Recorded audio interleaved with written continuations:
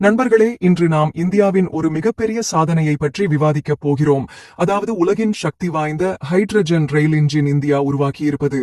இது ஒரு வரலாற்றுச் சாதனை மட்டுமல்ல, இந்தியாவின் தொழில்நுட்ப வளர்ச்சியை உலகமே பாராட்டும் ஒரு பொக்கிஷமாகும்.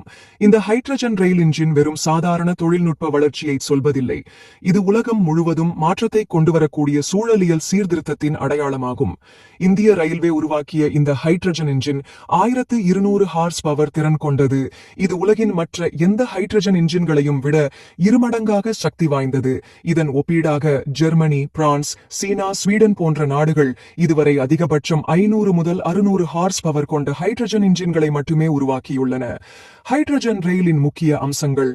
உலகின் மிக சக்தி வாய்ந்த ஹைட்ரஜன் இன்ஜின். இந்தியா உருவாக்கிய இந்த இன்ஜின் மற்ற நாடுகளின் தொழில்நுட்பங்களை கடந்து சென்று நாட்டின் பெருமையை உலகம் முழுவதும் உயர்த்தியுள்ளது.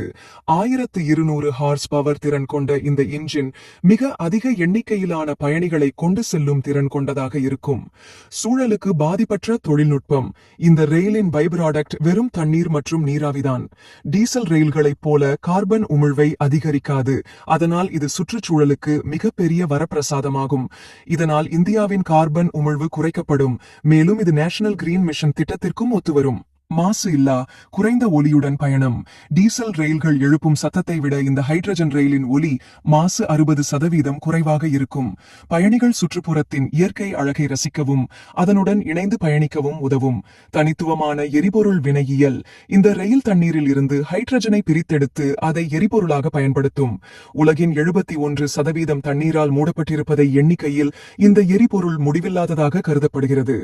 இது சிக்கனமாக மட்டுமல்ல, இலகுவாக கிடைக்க கூடியது என்பதாலும் சிறப்பாகும்.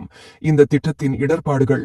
கடந்த காலத்தில் ஜப்பான் இந்தியாவுக்கு புல்லட் ரயிலுக்கான உதவியில் தாமதம் செய்தது மற்றும் அதிகமான செலவை கோரியது. ஆனால் இன்று இந்தியா தனது சுயசார்ந்த தொழில்நுட்பம் மூலம் ஹைட்ரஜன் ரயில்களை உருவாக்கி ஜப்பானையும் அமெரிக்காவையும் கூட சவாலுக்கு உலுக்கியிருக்கிறது. இந்திய ரயில்வே திட்டங்கள்.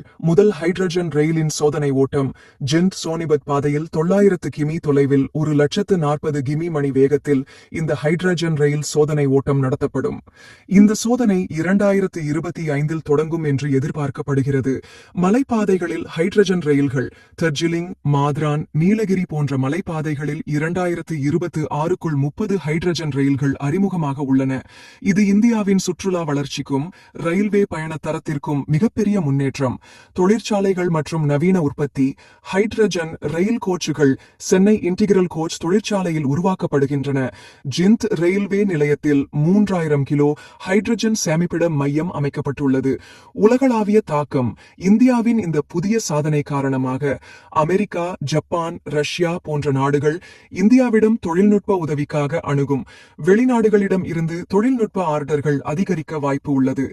இந்திய பொருளாதாரம் அதிகரித்து நாடு உலகின் தொழில்நுட்ப முன்னோடியாக மாறும்.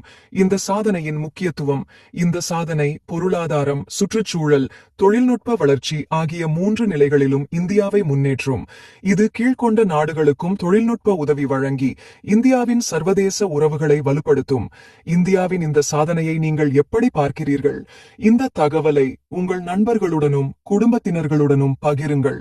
மேலும் இத்தகைய முக்கியமான செய்திகள் தெரிந்து கொள்ள சப்ஸ்கிரைப் பண்ணி லைக் மற்றும் கமெண்ட் செய்ய மறக்காதீர்கள். வந்தே மாதரம். ஜெய் ஹிந்த்.